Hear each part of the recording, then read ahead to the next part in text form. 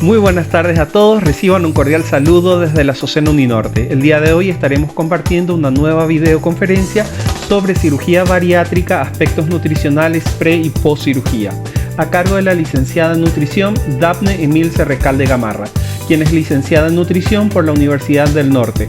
Ha sido vicepresidenta del Centro de Estudiantes de Nutrición de la Universidad del Norte y coordinadora del curso interdisciplinario de sobrepeso y obesidad.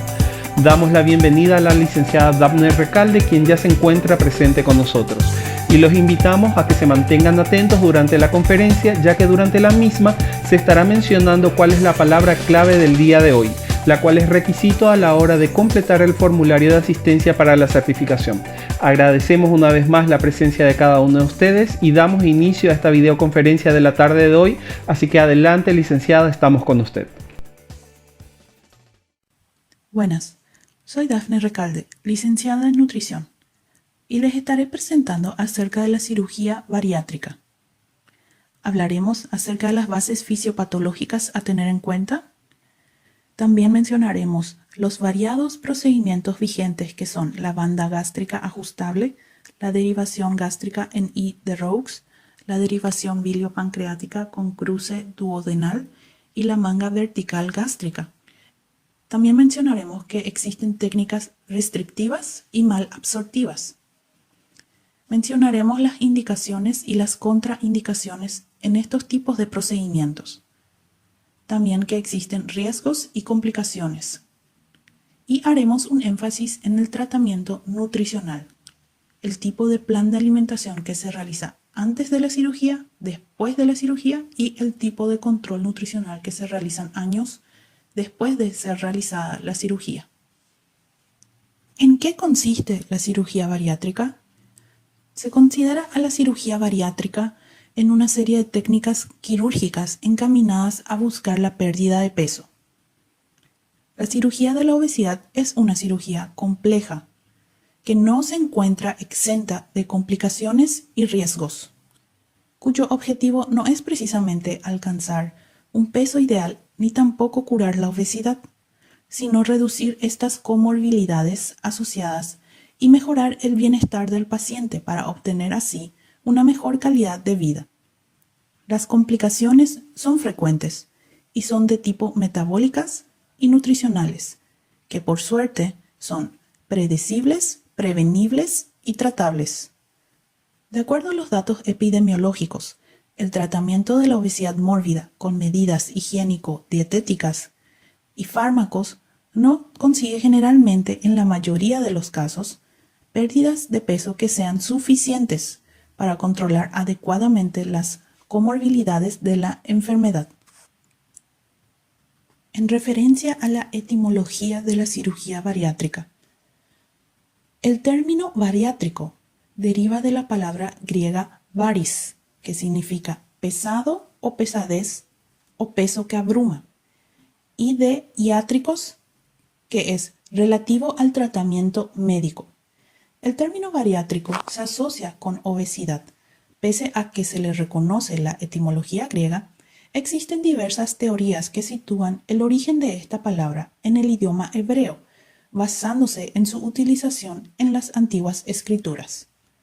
La bariatría es el campo de la medicina que se ocupa del tratamiento de la obesidad y enfermedades asociadas.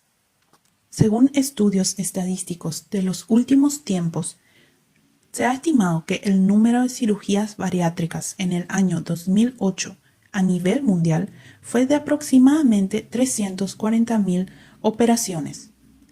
En estudios recientes en Estados Unidos, el número de procedimientos de cirugía bariátrica se ha incrementado exponencialmente. Se estima que en el año 2008 el número de cirugías fue 13 veces mayor que las practicadas en el año 1992. Recientemente se ha llamado la atención sobre la necesidad de contar con estudios a largo plazo que permitan identificar los factores predictores de la respuesta terapéutica y sobre el mayor riesgo de trastornos de la conducta alimentaria o de adicciones. En cuanto a los objetivos de la cirugía bariátrica, se clasifican en primarios, que son evitar la muerte prematura, evitar las complicaciones asociadas, y mantener una buena calidad de vida. Eso resulta ser primordial. Y en cuanto a los objetivos secundarios, se consideran los estéticos, sociales y laborales. En lo referente a los criterios de indicación a tener en cuenta son: en el año 1991, el National Institute of Health de Estados Unidos consideró los siguientes criterios de indicación para una cirugía bariátrica: el índice de masa corporal mayor a 40 por un tiempo mayor a 5 años. Luego también considerar el índice de masa corporal mayor a 35, pero con comorbilidades presentes. En cuanto al sobrepeso, mayor al 200% del peso ideal. Existe un fracaso de otros tratamientos previos a la cirugía. Cabe destacar que generalmente se conduce a la cirugía bariátrica luego de que se haya fallado con el tratamiento tradicional médico. Existe un riesgo quirúrgico y anestésico aceptable. La edad aceptada sería entre 16 a 65 años. El paciente debe estar bien informado y dar su consentimiento por escrito, aceptando los fines, riesgos y posibles complicaciones de la operación. Debe aceptar los controles postoperatorios y su seguimiento a largo plazo, para que tenga así éxito la pérdida de peso que desea obtener. Es un requerimiento en caso que el paciente sea un adolescente que haya alcanzado la madurez física.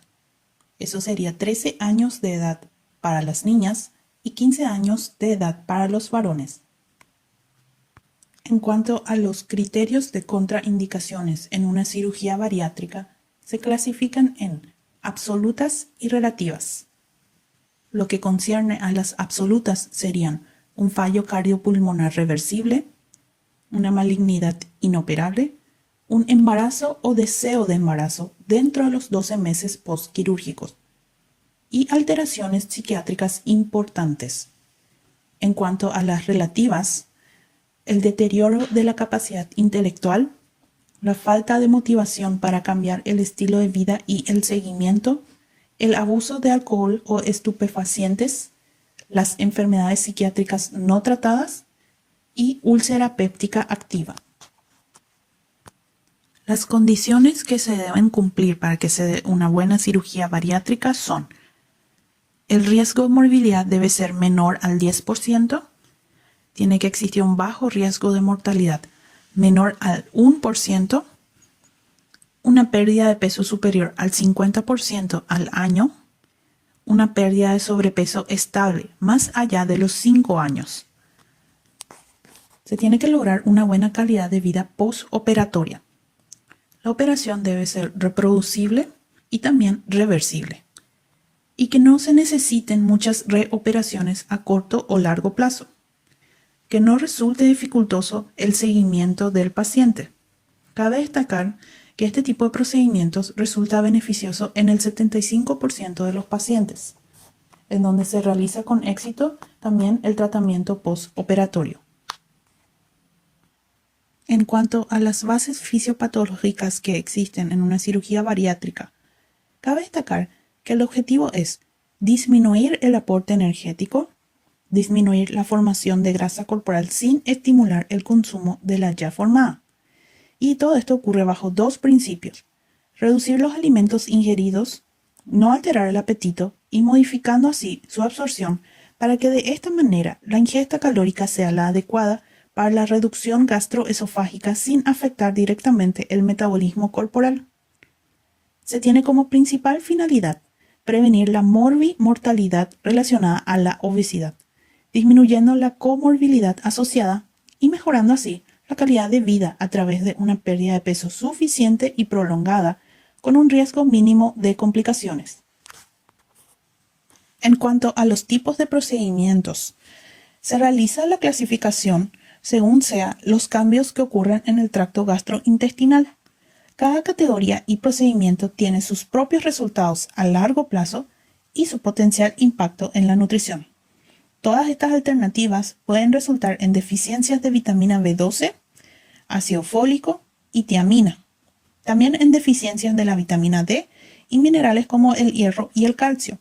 En general, se previenen con un seguimiento adecuado por parte del equipo multidisciplinario.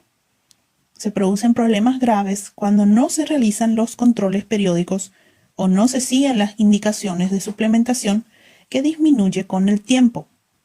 Hay que tener en cuenta que dichas deficiencias ya se podrían manifestar previo a la cirugía.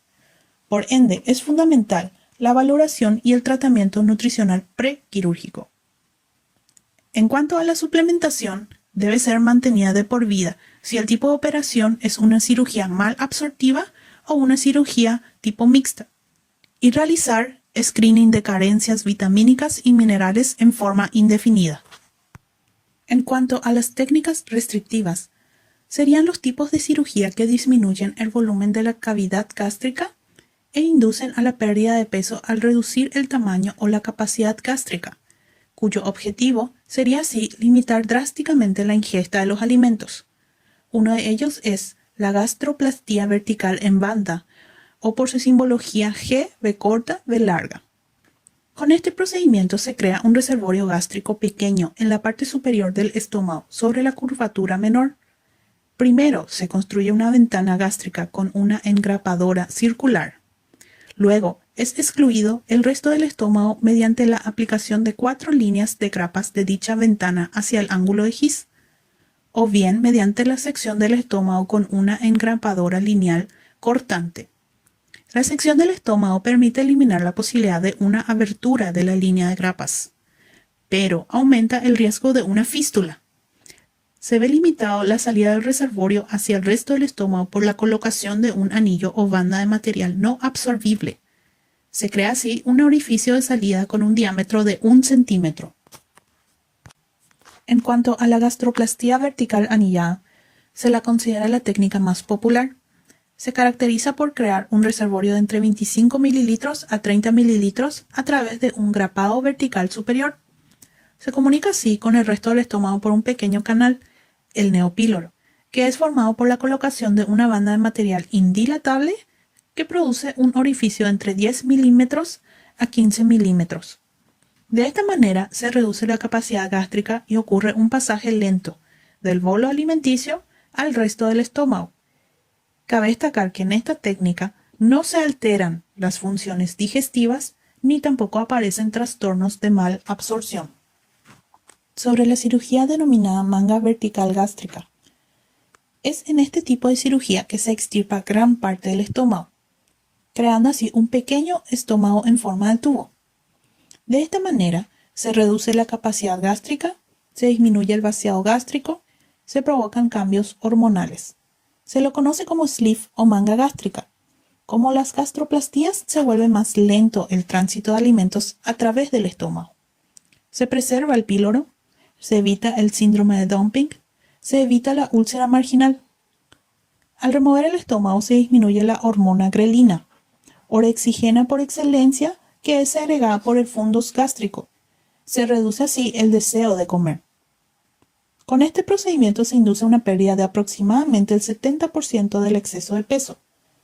La desventaja que presenta es que es una cirugía irreversible, porque hay una extracción de una porción del estómago y posee los mismos riesgos para fuga y sangrado que un bypass gástrico.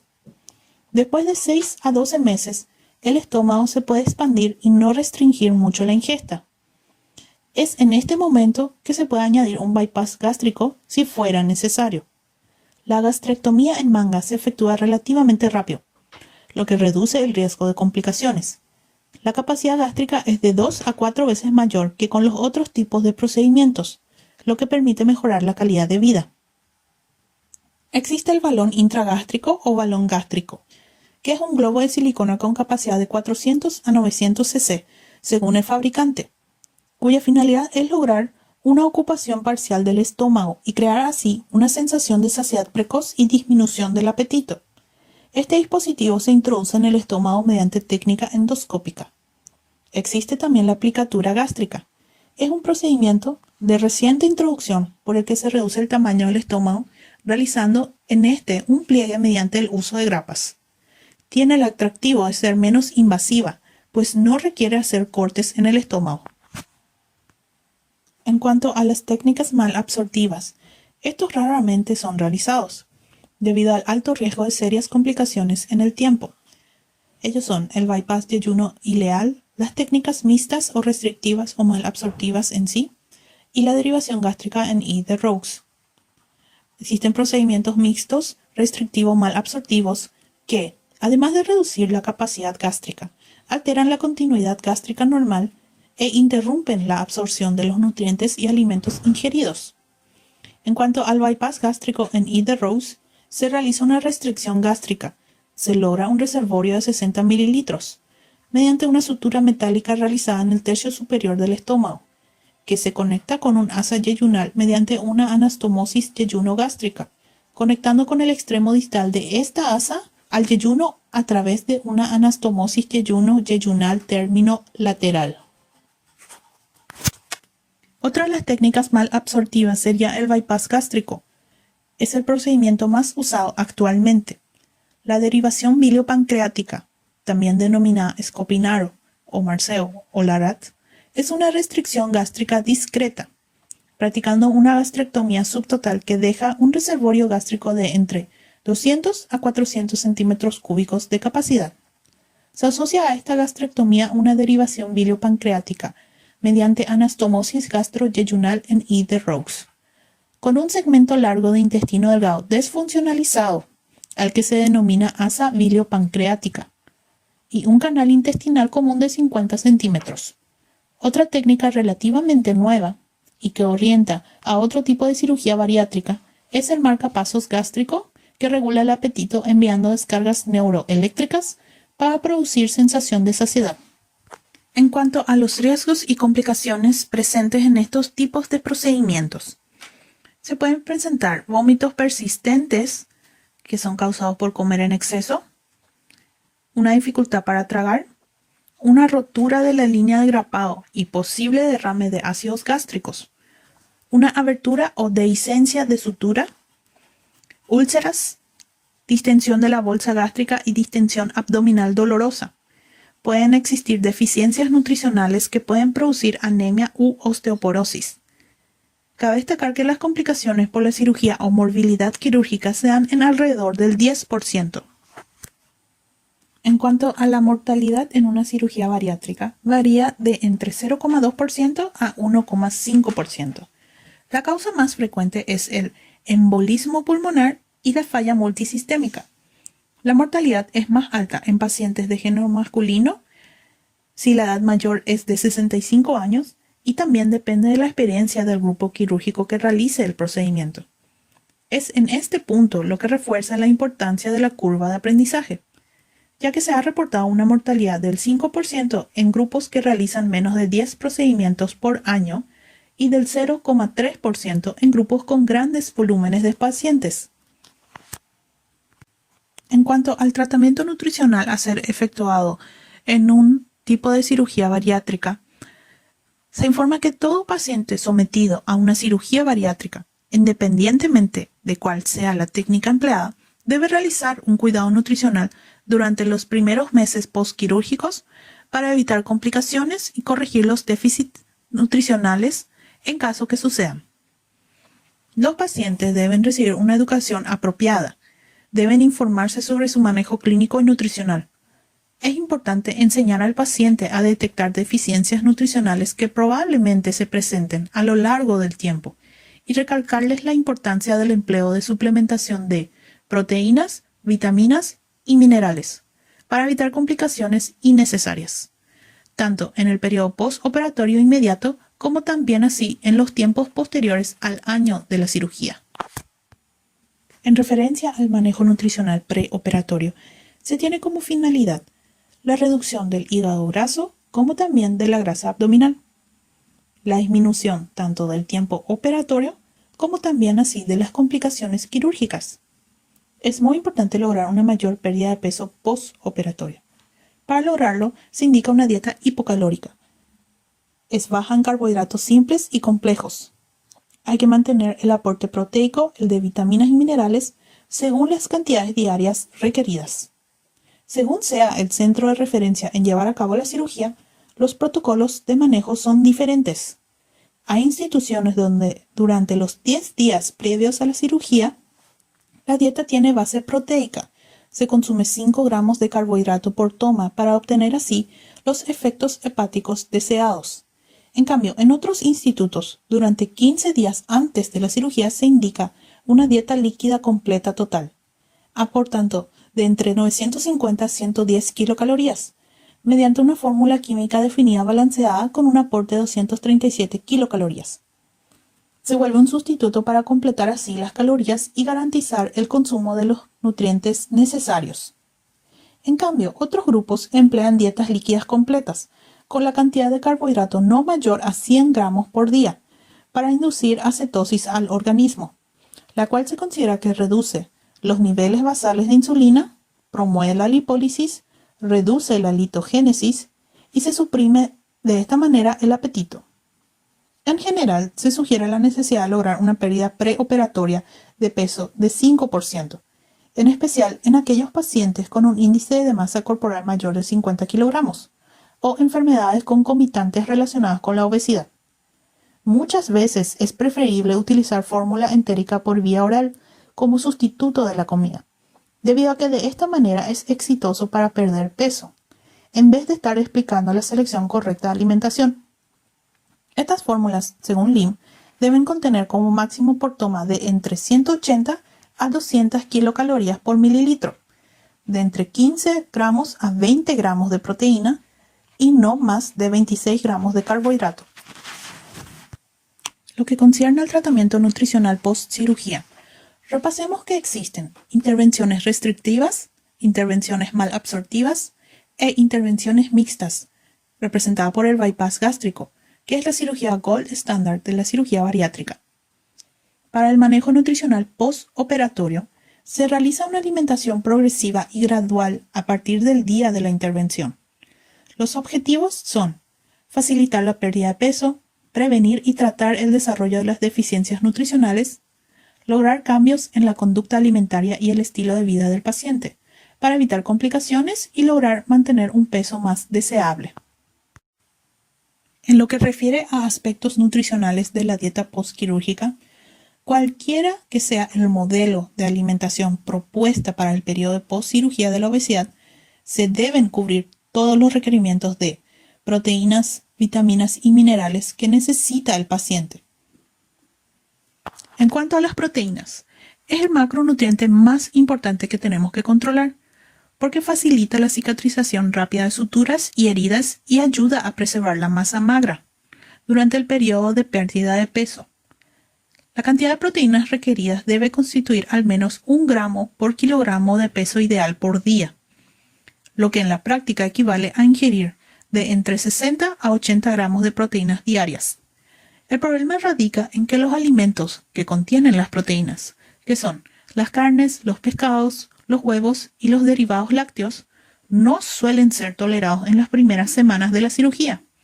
Por ello, puede resultar adecuado administrar un suplemento extra de proteínas, bien sea incorporando la cantidad deseada de proteína en polvo en la comida a partir de un módulo específico de proteínas, o también mediante el empleo de un producto comercial hiperproteico e hipocalórico.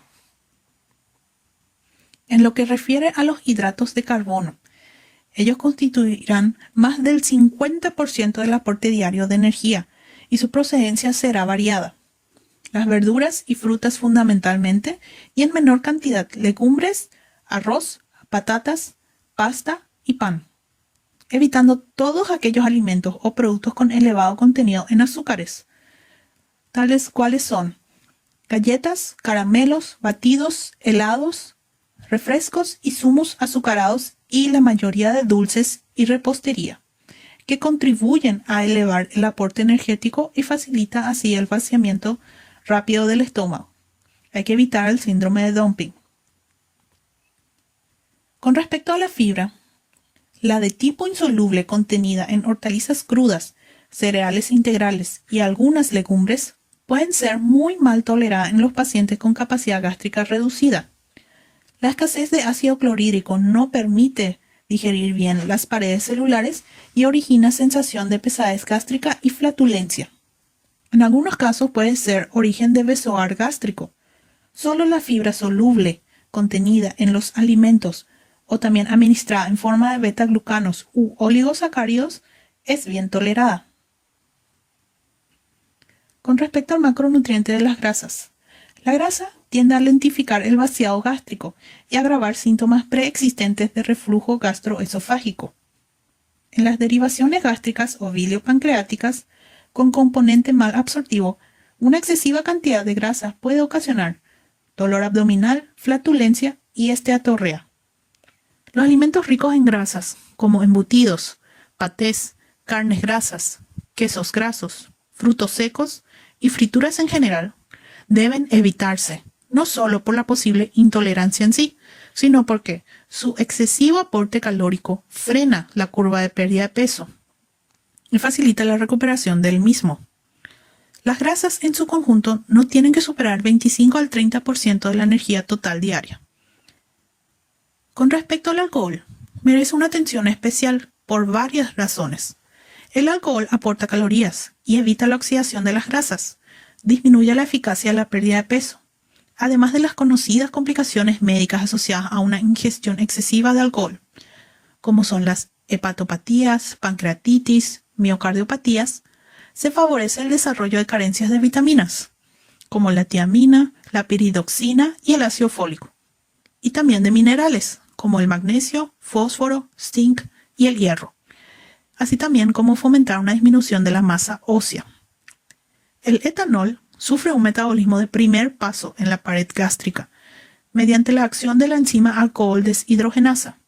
La importancia de este sistema enzimático depende de la edad, sexo, raza o tiempo de vaciado gástrico, entre otros factores. Pero parece evidente que los sujetos gastrectomizados o cuyo estómago ha sido objeto de un cortocircuito están fácilmente expuestos a una intoxicación aguda tras la ingestión de etanol o a un mayor riesgo de desarrollar adicción. Entonces se recomienda, por tanto, prudencia en el consumo de alcohol en los pacientes sometidos a cirugía bariátrica. Lo que concierne a las características de la dieta.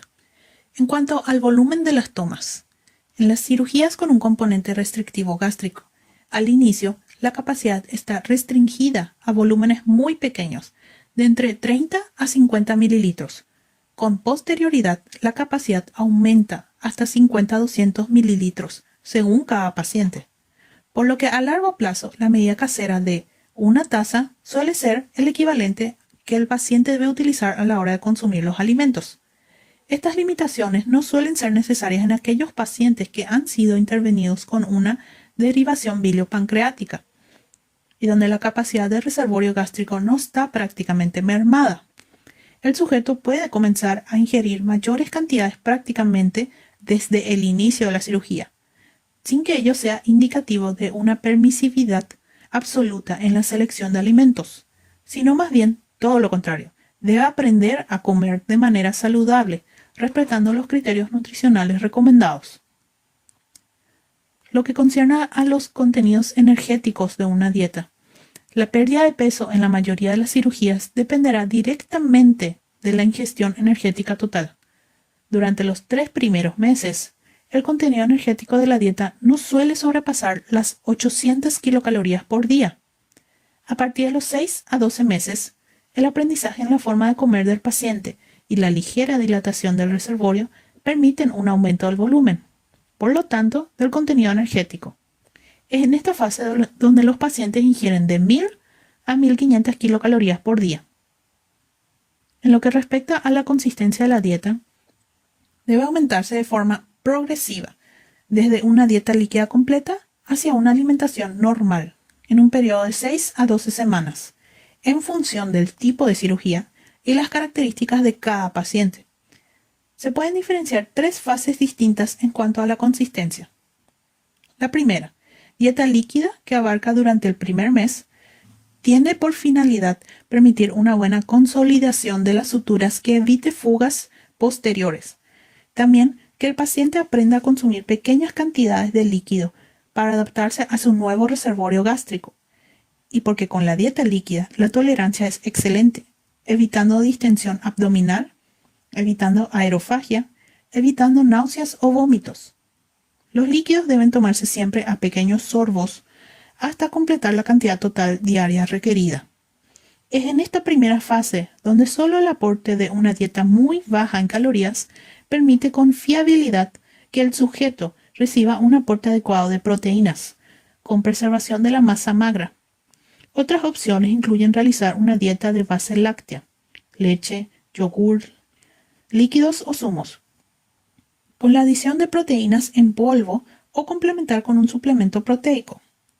El paciente debe mantener una hidratación adecuada de entre 2 a 2,5 litros por día, completando esta dieta con líquidos acalóricos, las infusiones, caldos y agua.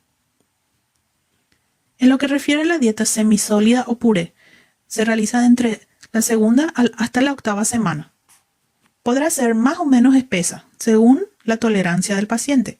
Aquí las proteínas se introducirán en forma de carne, pescado, huevo o jamón, todo triturado junto con los hidratos de carbono y las grasas, formando un puré. En caso de intolerancia a la carne y pescado, se sustituye por un suplemento proteico. En esta fase se pueden introducir algunos alimentos de consistencia semisólida, como son los huevos revueltos, pasados por agua o en tortilla, jamón cocido, yogur, quesos frescos, bajos en grasa. Siguiendo con lo que corresponde a las características de la dieta, hablando de una dieta libre o normal, que generalmente es a partir de las 4 a 8 semanas después de la cirugía. Se inicia cuando el paciente ya se encuentra en condiciones de comer prácticamente de todo lo que se considera saludable, es decir, una alimentación variada, baja en grasas, baja en azúcares y rica en proteínas, frutas y verduras. Los pacientes tienen que entender que, debido a la limitada capacidad del estómago, no pueden plantearse comer varios platos en la misma comida, como ocurría antes de la cirugía, porque se induce a una sobrealimentación. De la misma manera, el número de comidas al día deberá reducirse de las 5 a 6 tomas iniciales de una dieta semisólida hacia 3 a 4 comidas al día, después del primer año de la cirugía. Una vez se haya alcanzado la fase de meseta o de menor pérdida ponderal, cuando coincide con una mayor capacidad del estómago y un vaciado más precoz, es ahí donde se debe ordenar la pauta de alimentación para no ingerir tomas extras, que lo único que aportan son calorías y sientan la base para la recuperación del peso perdido. A continuación vemos en esta tabla lo que es un ejemplo de dieta semisólida. En este caso, el volumen de cada ingesta es de 150 mililitros a 200 mililitros. El número de comidas es de 5 a 6 platos al día. Un ejemplo sería empezar a las 9 horas, 1 a 2 yogures o 150 mililitros de papilla de fruta o 150 mililitros de leche o 100 gramos de queso fresco o requesón o 150 mililitros de zumo de fruta o una pieza de fruta hervida o al horno. Luego a las 11 horas, 1 a 2 yogures o 150 mililitros de papilla de fruta o 150 mililitros de leche o 150 mililitros de zumo de fruta o una pieza de fruta hervida o al horno. A las 13 horas, 2 yogures o 200 mililitros de papilla de fruta o 200 mililitros de leche o 200 mililitros de zumo de fruta o una pieza de fruta hervida o al horno. A las 15 horas, 200 mililitros, una taza de puré de verdura, fécula y proteína. Por ejemplo, puré de calabacín, patata y pollo, puré de zanahoria, cebolla, patata y merluza, o garbanzos, acelgas y huevo cocido. También lentejas y arroz con cebolla y tomate. También puede ser puré de brócoli, zanahoria y pescado, 50 gramos y 100 mililitros de sémola. También puede ser puré de calabacín y 50 gramos de ternera magra y sopa de pasta o de arroz espesa, aproximadamente 100 mililitros. A las 17 horas, 1 a 2 yogures o 150 mililitros de papilla de fruta o 150 mililitros de leche o 150 mililitros de zumo de fruta o una pieza de fruta hervida o al horno. A las 19 horas, 1 a 2 yogures o 150 mililitros de papilla de fruta o 150 mililitros de leche o 150 mililitros de zumo de fruta o una pieza de fruta hervida o al horno.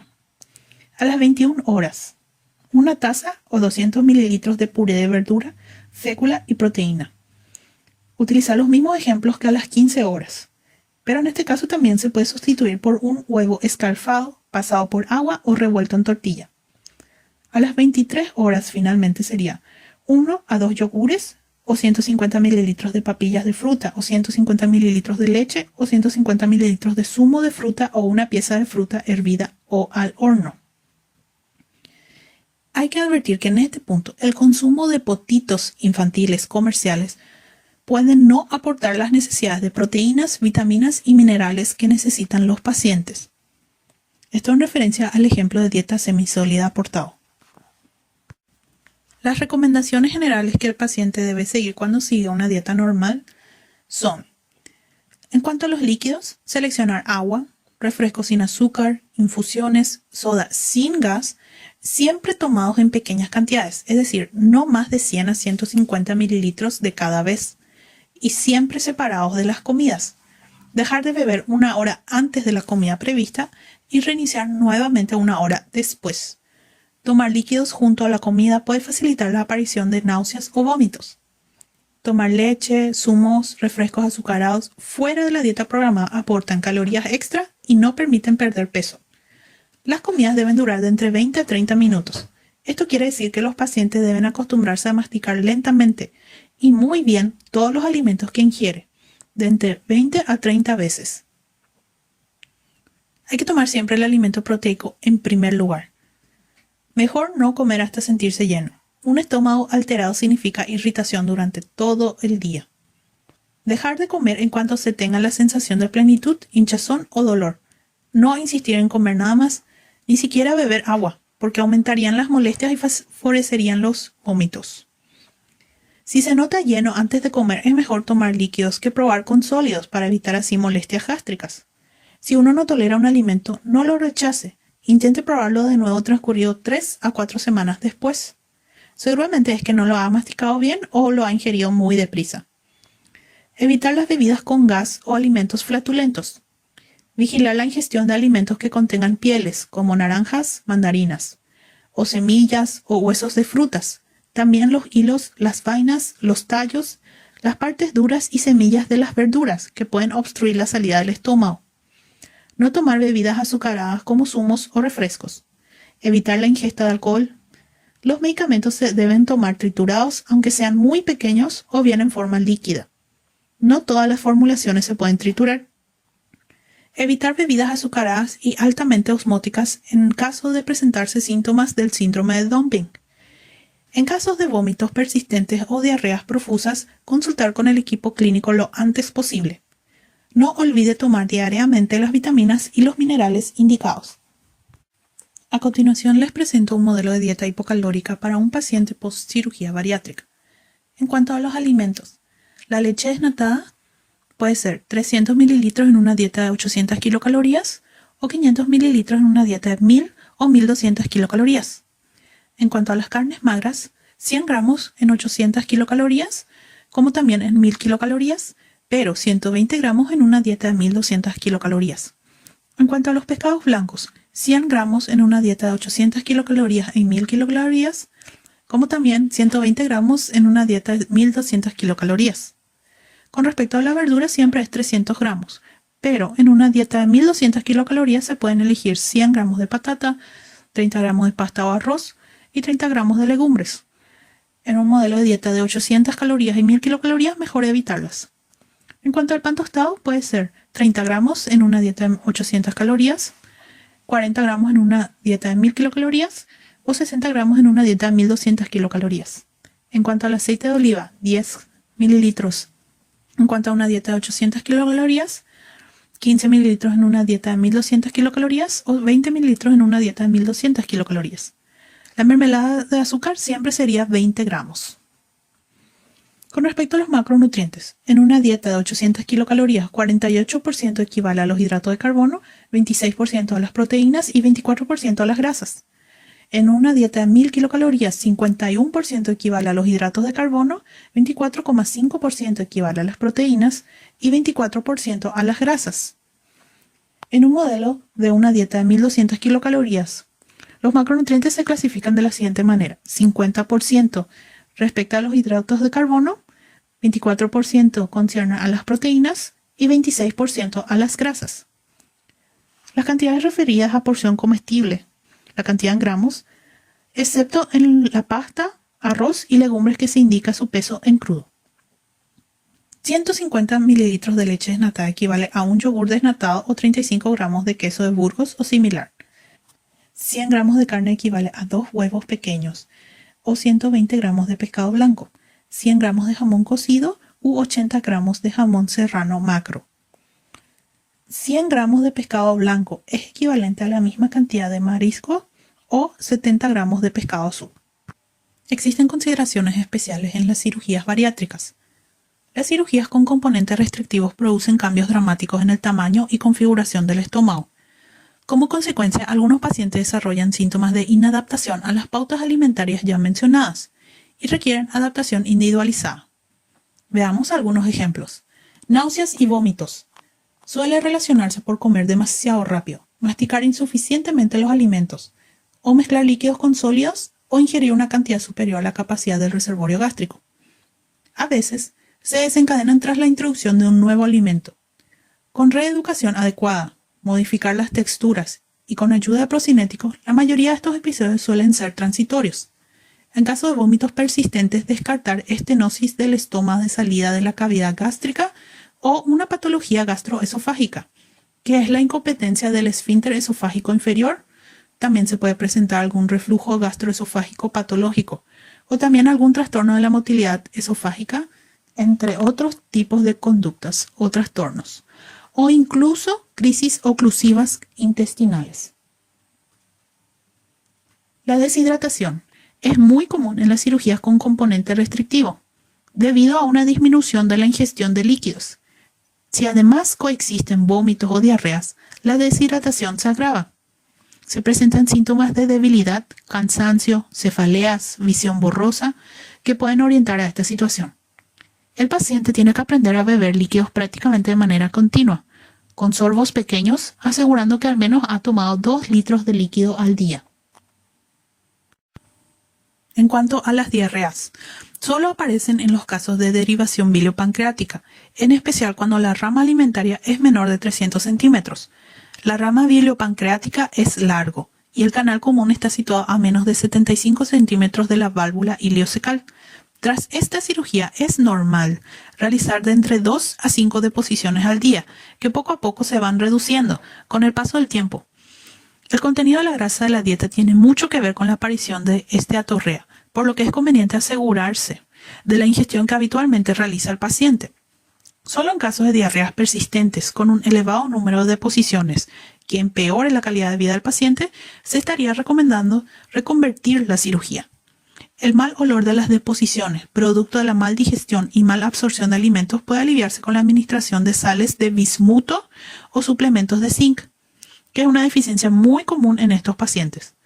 Por último, en algunos casos de diarrea persistente hay que descartar sobrecrecimiento bacteriano mediante un test de hidrógeno exhalado e indicar el correspondiente tratamiento antibiótico. La baja ingestión de alimentos ricos en fibra y en grasa pueden originar estreñimiento pertinaz en algunos sujetos.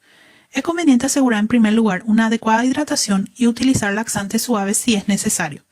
Es en este punto donde hay que hacer una anotación de interés. El uso de lactulosa como laxante puede agravar un síndrome de dumping en sujetos con gastroenteroanastomosis. El consumo de verduras o legumbres triturados, si es que tolera el paciente, puede ayudar a mejorar el estreñimiento. También las frutas desecadas, uvas pasas, ciruelas, orejones, pueden contribuir a mejorar el estreñimiento, pero tal y como habíamos visto, se debe tener cuidado con la administración de fibra insoluble. Conviene aquí recordar que la administración de fibra insoluble fija cationes divalentes, como el hierro, el calcio y el magnesio, lo que dificulta aún más el manejo de estas deficiencias tan comunes tras la cirugía. El síndrome de dumping.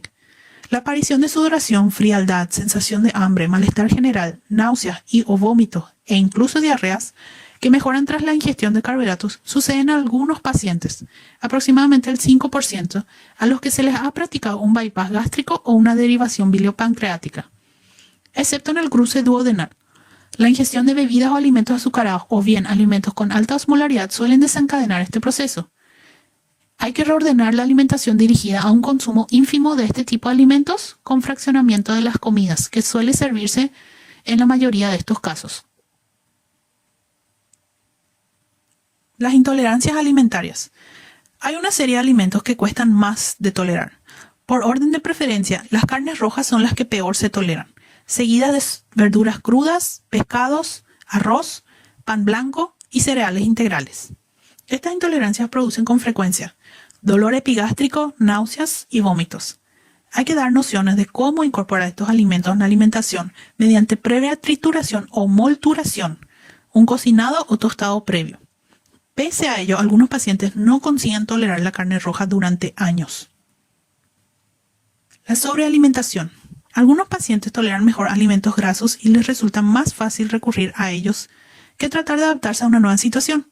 Chocolate, helados, frutos secos, patatas chips, palomitas, nata, mayonesa, pastelería y repostería son los preferidos.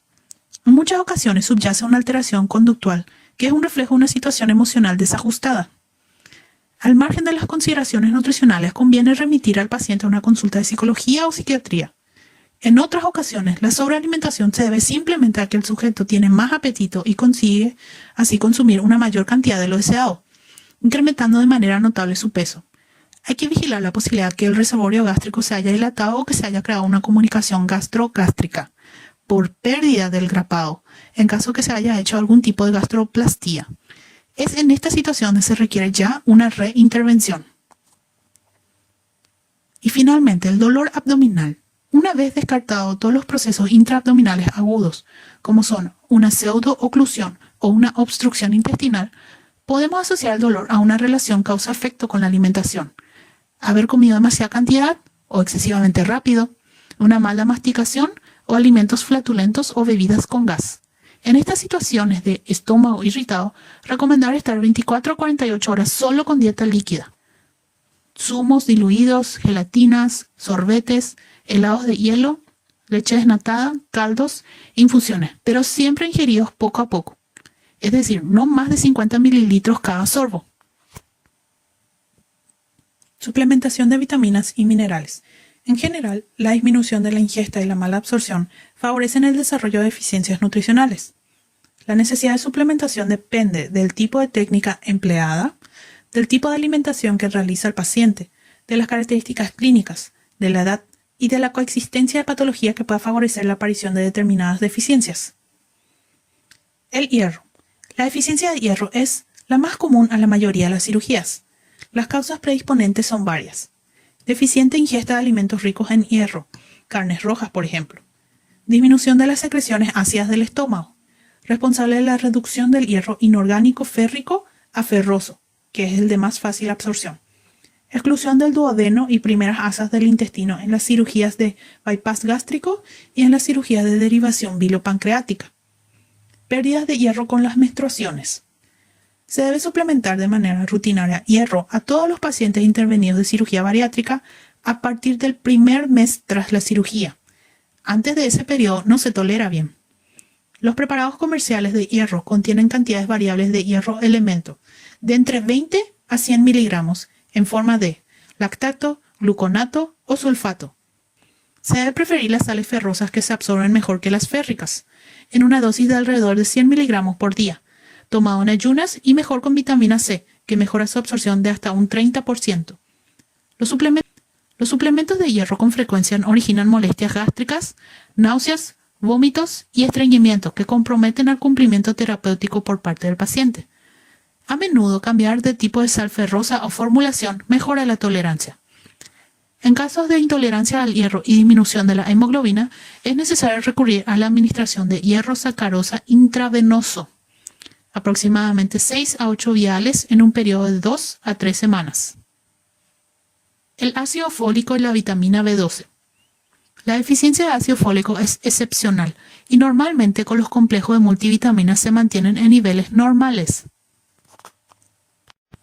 Sin embargo, la deficiencia de vitaminas B12 es mucho más frecuente debido a factores predisponentes, como son la baja ingesta de alimentos que contienen esta vitamina, la reducción de las células parietales y principales gástricas, que están localizadas en el fundus y cuerpo gástrico, que se traduce en una menor secreción de pepsina y ácido clorhídrico, que dificulta así la separación de la cobalamina de los alimentos proteicos.